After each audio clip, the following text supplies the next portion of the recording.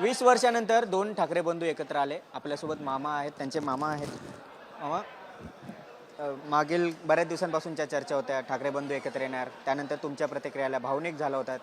आज सत्यात ते सर्व काही झालेलं आहे. अनेक भावनिक होते. तुमच्या मनात काय होते? मला खूप समाधान आणि आनंद वाटतो की आज एवढे वर्ष मी प्रयत्न केले, त्याला यश आलं आणि जी गोष्ट मराठी माणसाच्या आणि महाराष्ट्राच्या जनतेत अपेक्षित होती ती आज साकारण्यात झाली.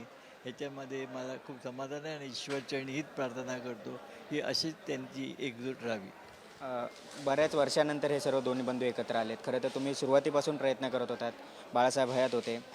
आत्ता हे सर्व घडत असताना तुम्हाला त्यांची आठवण आली का? बाळासाहेब असतील किंवा मासाहेब असतील, त्यांची जाण बाळासाहेबांची, स्वर्गीय बाळासाहेबांची, मीनाताईंची, श्रीकांतजीची, आमच्या आईची, सगळ्यांची आठवण आली की सगळ्यांनी जे ह्यांचे विभंगलेले पाहिले असताना जो त्यांना क्लेश झाला, त्यांना जे मनातून जे भावना होती की असं होता कामा नये, पण आज दोघे एकत्र आल्यावर त्यांना खूप आनंद झाला. पुढची पिढी देखील आज आम्हाला एकत्रित दिसली. एक पुढची पिढी पण एकत्रच काम करतील आणि महाराष्ट्राचं भलं करतील याची मला शंका. या ठिकाणी आपण बघितलं तर मामा हे दोन्ही जे ठाकरे बंधू आहेत त्यांचे मामा सातत्याने मागील कित्येक वर्षांपासून दोघं एकत्र यावं म्हणून प्रयत्न करत होते.